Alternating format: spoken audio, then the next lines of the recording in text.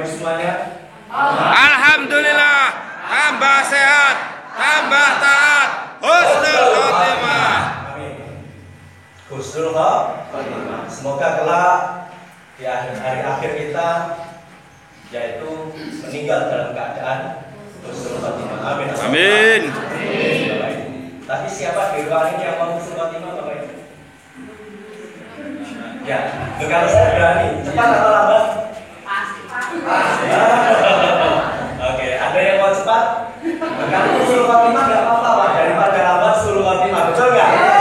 Iya, lambat tapi husnul khotimah, malah seru ya, Bapak. Ingat, satu hari di akhirat sama dengan 1000 tahun di bumi jeru, Pak. Kalau misalkan cepat husnul khotimah nggak apa-apa, daripada lambat tapi husnul khotimah. Betul? Alhamdulillah, Bapak Ibu semuanya. Hari ini temanya apa sekarang? Training ya, skill agency training. Dan Bapak Ibu semuanya saya yakin dan percaya Bapak Ibu semuanya ada di ruangan ini betul-betul sudah menjajaki atau belum? Ya. Sudah menjajaki atau belum? Ya. Yang belum angkat tangan. Sudah semuanya loh? Nah, hari ini Bapak Ibu mengikuti skill agency training alias training bagaimana menjadi agen yang baik. Tujuannya adalah sukses. Betul atau tidak? Nah, mungkin hari ini Bapak Ibu setelah jadi agen bingung apa yang harus dilakukan setelah ini, betul tidak? Selama ini bingung atau tidak? Setelah jadi agen kudu lapor ini bingung atau betul? Bingung atau tidak? Sama dengan seperti sama dengan seperti tikus yang mati di lumbung padi, Pak. Kenapa kok tikus itu mati di lumbung padi? Kenapa? Padahal makanan toh, lumbung padi itu makanannya nggak kira-kira. Tapi kenapa tikus bisa mati di situ? Kenapa? Apakah terlalu banyak makanan sehingga dia mati? Makanannya banyak, bingung. Makanannya banyak, tapi dia nggak tahu apa yang harus dilakukan. Panganannya diapanya tikus nggak ngerti. Akhirnya saking bingungnya nggak ngerti apa yang harus dilakukan, ya sampai nggak dimakan pada akhirnya mati. Sama dengan kita dalam menjalankan bisnis ini, Bapak Ibu. Aset kita di dalam bisnis ini itu apa, Pak? Barang, manusia, atau jin? Aset kita? Manusia bisa habis nggak kira-kira? Nggak bisa, Pak.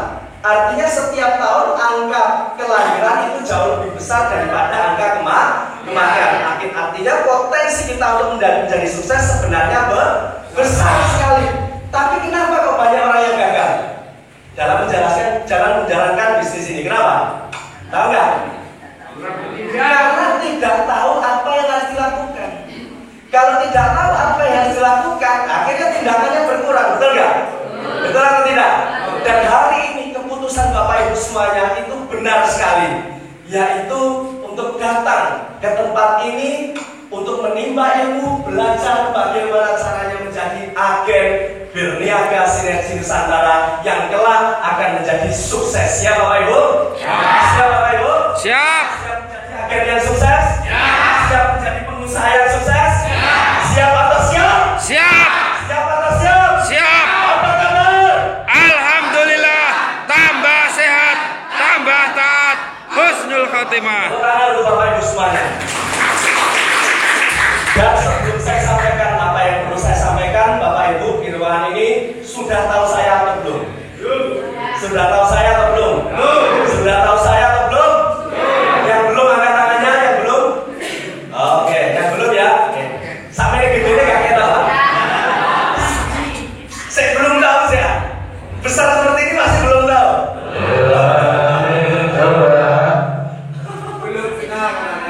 Gimana? Pertanyaan saya tadi apa? Belum tahu. Benar. Kecuali kalau saya sampaikan, Bapak Ibu di ruangan ini yang belum kenal saya, baru, betul nggak? Makanya harus konsentrasi, tatap mata saya, tatap, betul nggak? Nah, benar Pak maksudnya ini. Makanya harus fokus, betul? Makanya Bapak Ibu justru datang ke sini agar kedepannya nanti bisa lebih fokus seperti fokusnya seorang sniper, Pak. Sniper untuk bisa yang menembak ke target tertentu, kira-kira matanya ada berapa? Matanya ada berapa, sniper? Boleh siji gajah aja nih. Matanya ada berapa, sniper?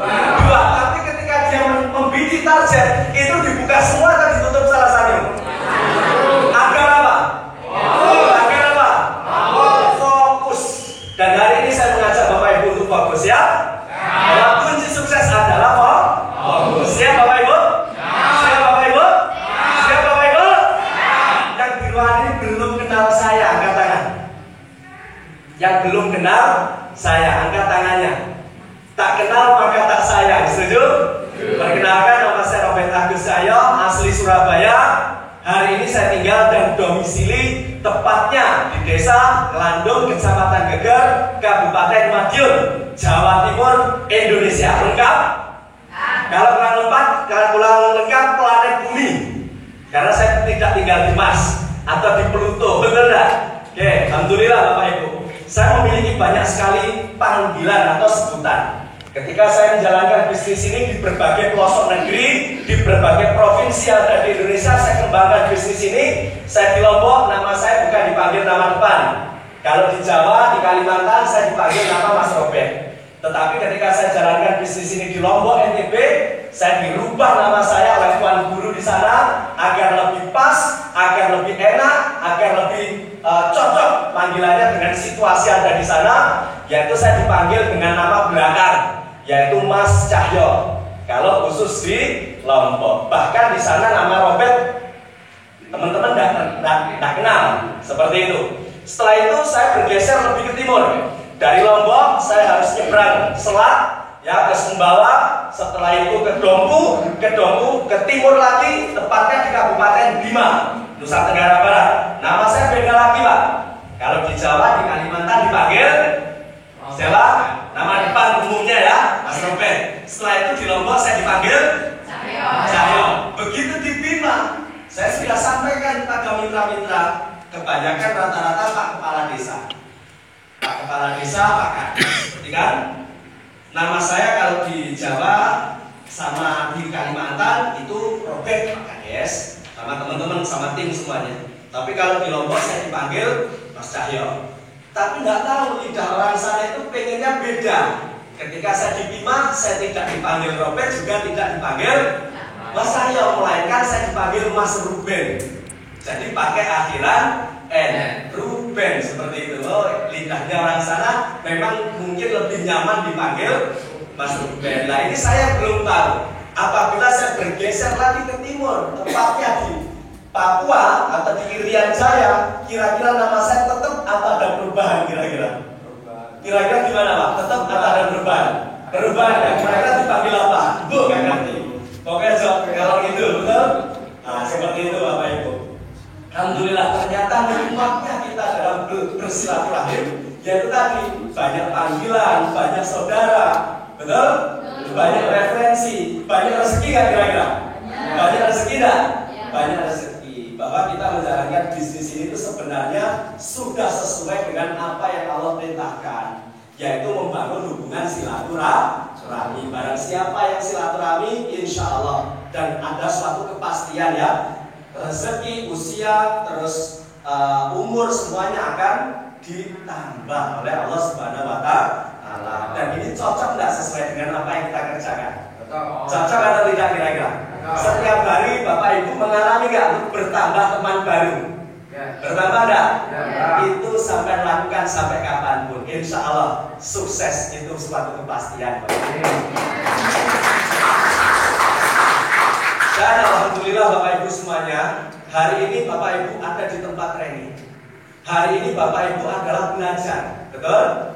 Hari ini adalah belajar, bukan presentasi lagi, melainkan belajar. Sepakat Bapak Ibu? Sepakat Bapak Ibu? Bahwa untuk menjadi sukses di suatu bidang kita perlu yang namanya ilmu. Mustahil sukses tanpa ilmu Bapak Ibu. Semuanya perlu ilmu. Banyak sekali orang di luar sana yang ingin bekerja sebagai pegawai harus training selama 16 tahun, betul enggak? SD 6 tahun, SMP 3 tahun, SMA 3 tahun, 4 tahun kuliah. Mereka training 16 tahun, itu pun satu dosen dan satu kampus pun tidak akan berani menjamin dia sukses setelah lulus dari situ. Betul enggak kira-kira? Betul enggak? Betul atau tidak? Training 16 tahun, pagi Anda berangkat, siang Anda pulang, pagi Anda berangkat, sore Anda pulang. Itu pun tidak ada satu dosen yang berani Anda menjamin Anda untuk menjadi sukses setelah lulus dari situ. Betul nggak? Betul nggak? Artinya yang trainingnya 16 tahun saja tidak ada garansi sukses. Betul? Dan hari ini Bapak Ibu harus menyadari bahwa untuk menjadi sukses di dalam industri network, berniaga sinergi Nusantara salah satunya, Bapak Ibu tidak boleh bosan-bosan untuk mengikuti training. Karena training kita nggak sampai 1 hari. Hari ini, pagi hari, sore sudah selesai Bapak Ibu. Betul enggak? Dan kenapa saya bisa sukses? Karena selama 8 tahun saya tidak pernah telat ketika ada training, pasti saya ikut. Itu yang menjadikan saya selalu bertambah ilmu, saya selalu bertambah keyakinan. Ketika ilmu keyakinan bertambah, saya percaya. Ya, saya percaya. Putus asa pasti akan jauh dari diri saya Bapak Ibu. Karena sudah yakin. Betul nggak kira-kira? Siap mengikuti jejak kita semuanya Bapak Ibu? Siap Bapak Ibu? Teman yang pengen dan siap untuk menjadi sukses bagi networker sejati, angkat tangannya Bapak Ibu. Siap mengikuti training sampai selesai? Siap. Siap mengikuti acara sampai selesai? Siap. Siap fokus dalam training ini sampai selesai? Siap. Siap Bapak Ibu? Siap. Siap Bapak Ibu? Siap. Siap Bapak Ibu? Siap. Kalau siap, taruh di kepala. Siap. Alhamdulillah. Mantap? Wes, cengi wes ada. Langsung itu. Dan Bapak Ibu semuanya, ketika Bapak Ibu sudah memutuskan untuk duduk di ruangan ini, maka Bapak Ibu siap menanggalkan apa yang hari ini ada pada Bapak Ibu. Apakah Bapak Ibu bersedia? Siap menanggalkan semuanya? Oke. Bapak Ibu di luar sana punya pekerjaan yang luar biasa. Bapak Ibu di luar sana adalah orang yang dihormati. Bapak Ibu di luar sana adalah orang yang dihargai. Bapak Ibu di luar sana adalah orang yang disegani. Bapak Ibu di luar sana memiliki pekerjaan dengan jabatan yang hebat. Betul nggak? Ada yang seperti itu? Pasti ada. Tapi ingat, itu di luar sana. Di ruangan ini Bapak Ibu semuanya sama. Belajar. Entah Bapak Ibu polisi kah, entah Bapak Ibu TNI kah, entah Bapak Ibu pegawai negeri kah, entah Bapak Ibu manajer, entah Bapak Ibu siapapun, ketika di ruangan ini tetap Bapak Ibu belajar.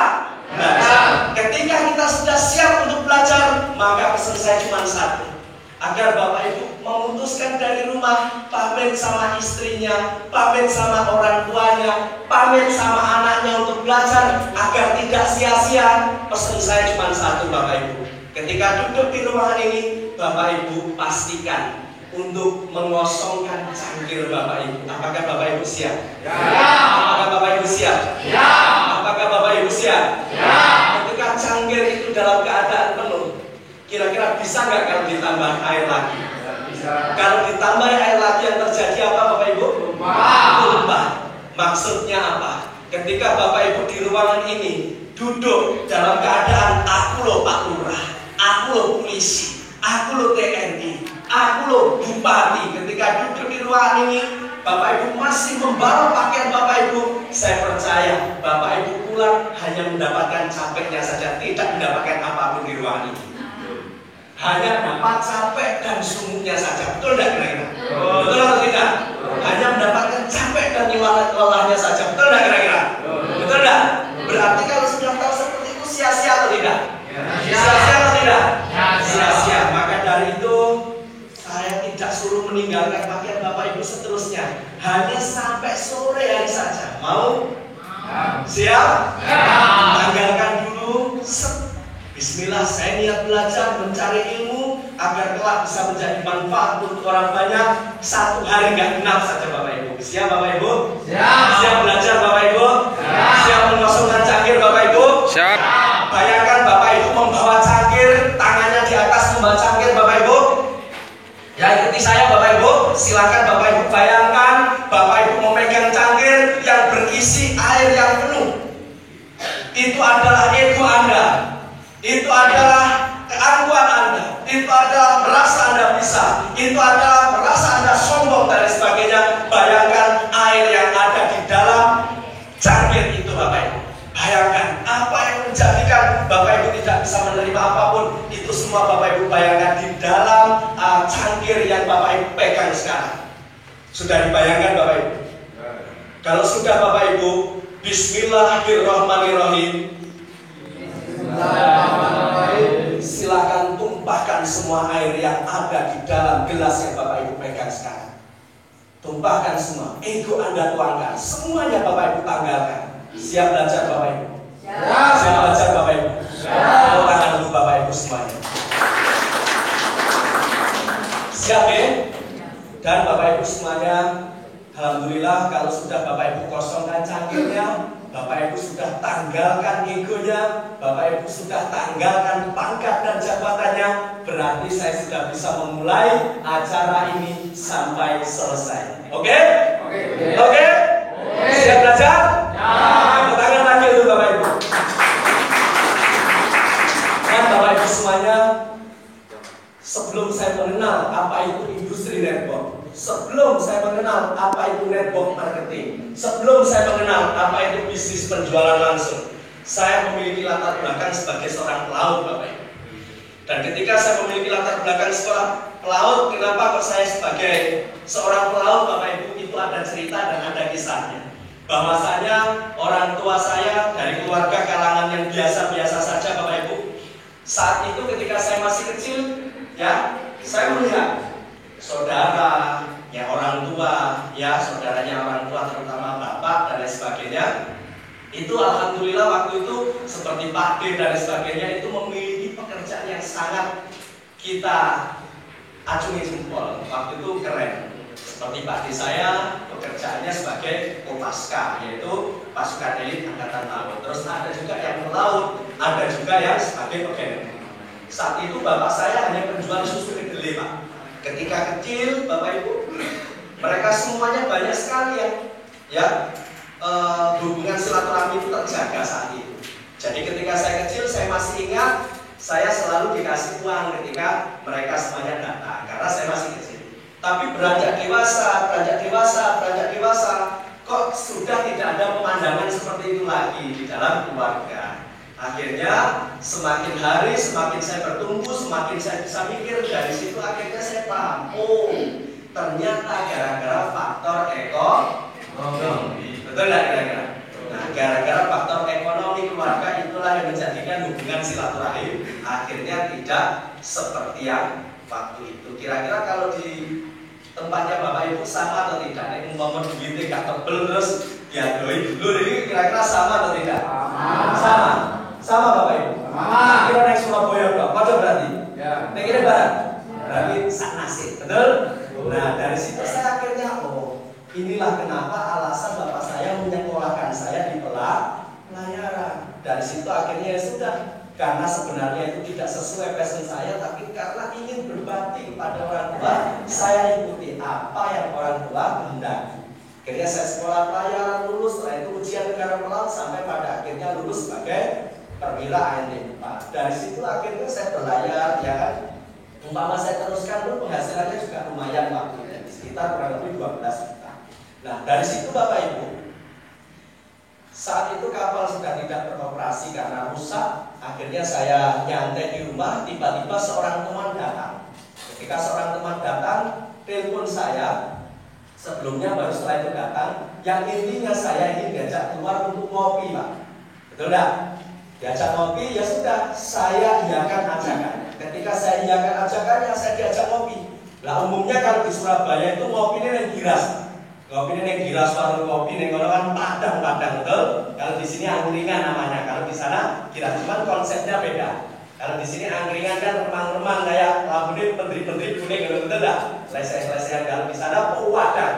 Nanti sak ruangan ini lampunya ini seket tak, ini kono ngopi nih. Nanti padang jilang, ini kono.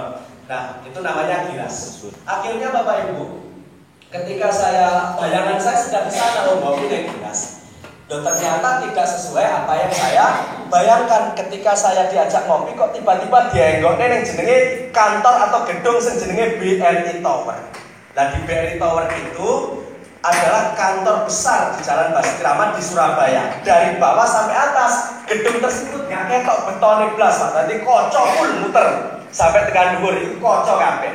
Nah aku heran, kok gaya koncoku sebagai debt collector kok ngajak ngopi nang gedung mewah. Bayangan saya, oh paling di kantinnya. Seperti itu ya, saya ikuti. Delala kok naik lift. Jadi sebelum naik lift itu kita naruh KTP Pak. Dikasih namanya visitor. Itu kalau kita mau masuk ke gedung mewah, itu ninggal KTP dikasih keplek. Nah, aku mulai dikete maneh kepleke KTP-ne digowo mulai sebagai jaminan. Saya naik lift set ke lantai 5. Ketika lantai 5, saya diajak masuk. Loh, kok ada pertemuan semacam ini? Banyak yang datang. Saya tanya dong dengan yang ngajak, "Mas, aku mau cari ndi? Cari ngopi." "Iya sing ngopi Gus, iki ada sesuatu sing aku ra iso cerita." Wis delok dhewe muga-muga apik. Karena saya itu tipikal orang ya sudahlah, dijak konco, digonceng, dijemput, apa susahnya menghargai teman. Betul enggak Bapak Ibu? Karena dalam prinsip saya kalau kita mau dihargai, kita harus menghargai orang terlebih dahulu. Sepakat gak kira-kira? Nah, dari situ akhirnya saya ngikuti. Nah, pinternya teman saya ini tadi, ketika saya sudah masuk ke ruangan, saya itu langsung digandeng, dijak nunggu ning ngarep dhewe. Ngene iki wis nggone ngene iki. Pokoke ning sebelah ngene iki nang kene iki. Lah kancaku ning sebelah. Pokoke ning ngarep dhewe. Pagi. Semakin bertambahnya waktu lah kok saya melihat di belakang tambah full.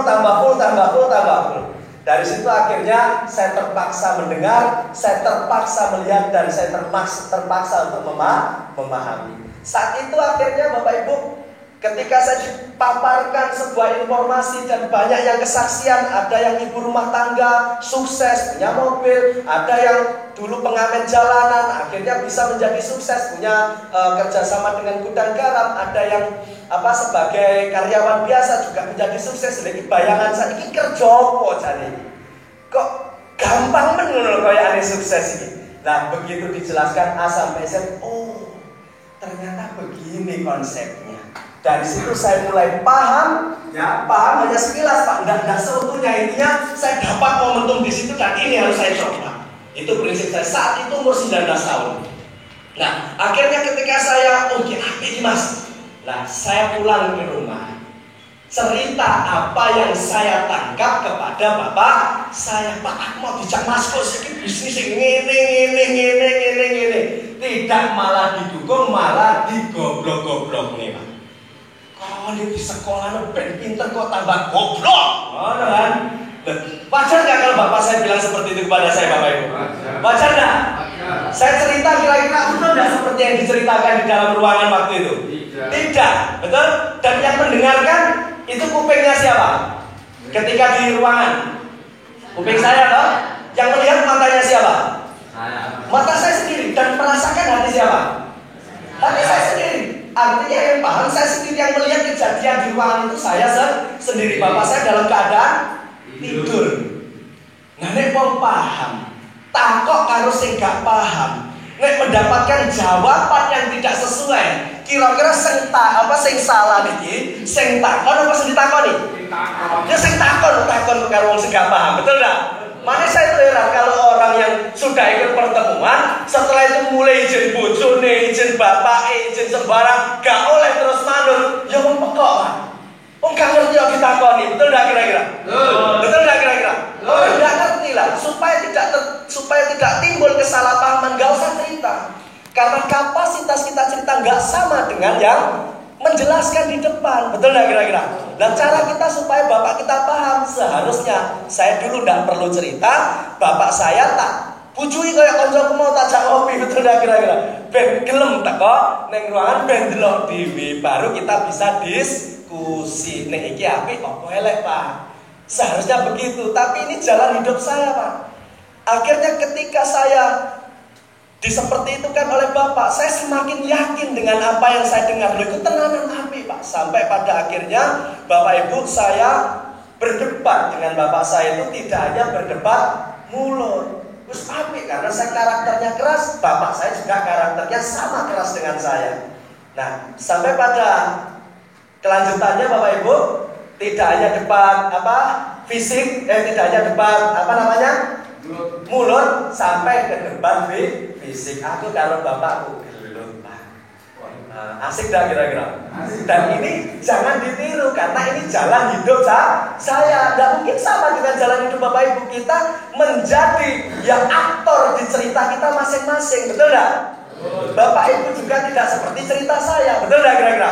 Maka kita jadi aktor di dalam cerita kita masing-masing. Bahwa saya untuk memilih bisnis penjualan langsung, saya harus gelut dhisik karo bapak. Sampai pada akhirnya hak saya diusir dari rumah. Sangar nggak kira-kira?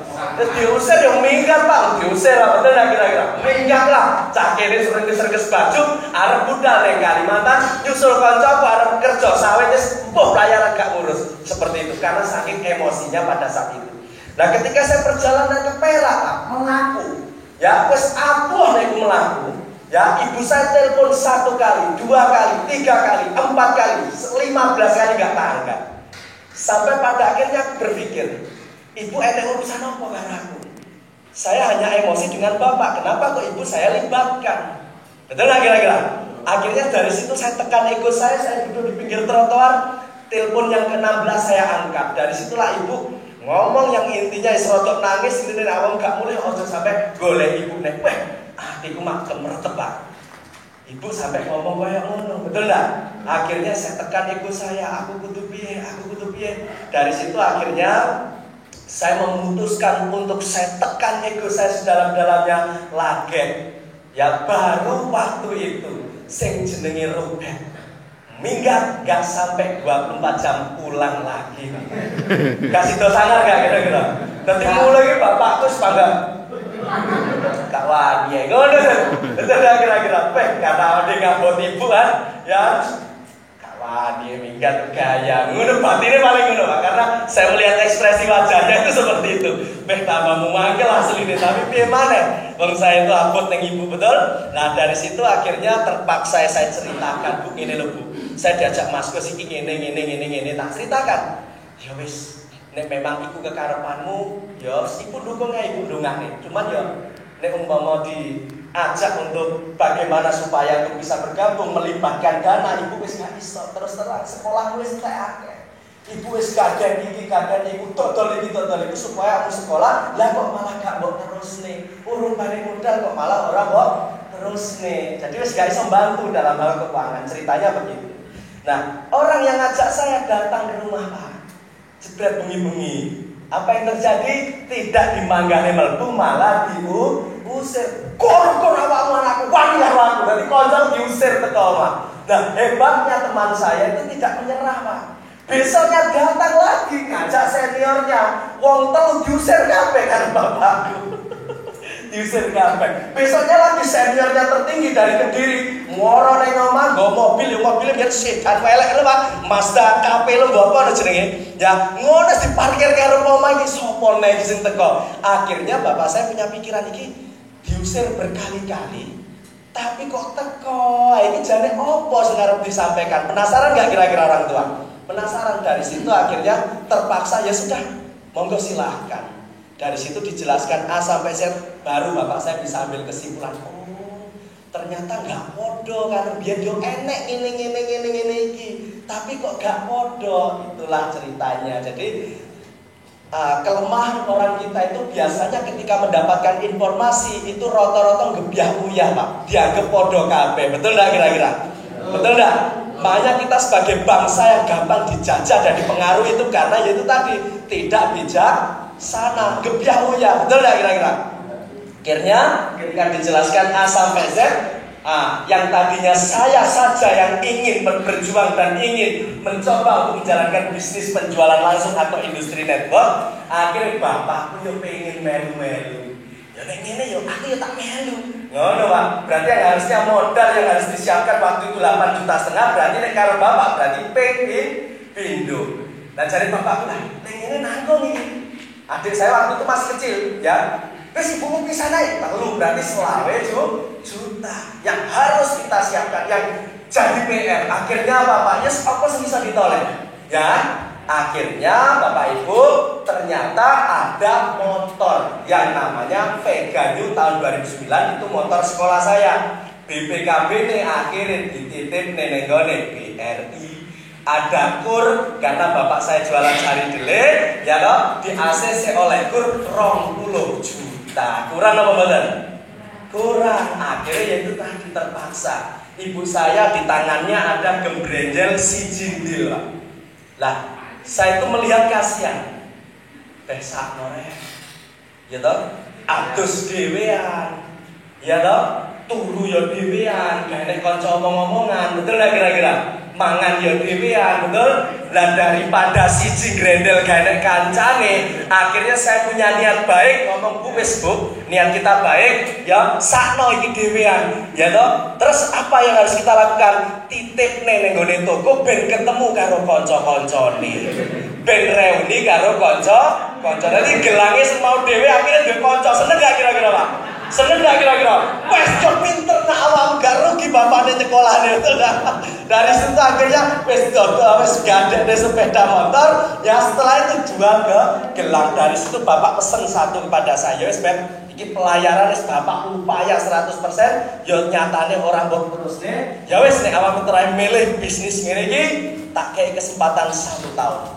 Kalau 1 tahun kamu tidak ada hasil, tolong balik ke layarnya bapak wis entek-entek. Iki awakmu udah ditambah utang, ya kan? Wis tak kasih waktu 1 tahun. Engko nek 1 tahun gak ada hasil, layar lagi bantu bapak.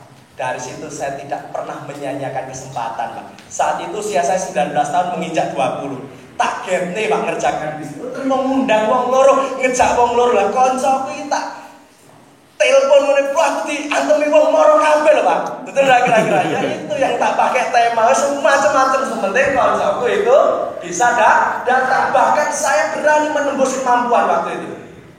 Saya berani menembus batas pemikiran. Saya berani menembus ketakutan yang tadinya saya mengajak teman biasa-biasa maka resikonya akan biasa, betul enggak? Ya. Jajal aku tak ngejak polisi. Waktu itu umur 19 tahun. Polisi reserse Pak, orang polisi biasa reserse. Tak jak Mas, jangan dulu. Iki aku duwe masalah karo kancaku.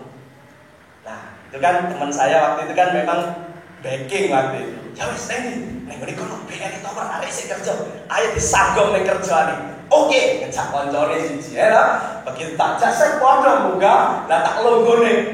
Akhirnya kancaku yang polisi tadi kalau temannya itu ngisup itu, cuk dibujuk arek cilik awake dhewe, Bro. Lah metu iki gak wani mergo akeh wong wis ngono lho, Pak. Dadi kenapa saya setiap mengundang orang pasti tak taruh di depan?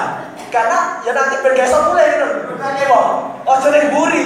Ingat orang sukses hidupnya depan ning buri. Iki cleaning service biasa.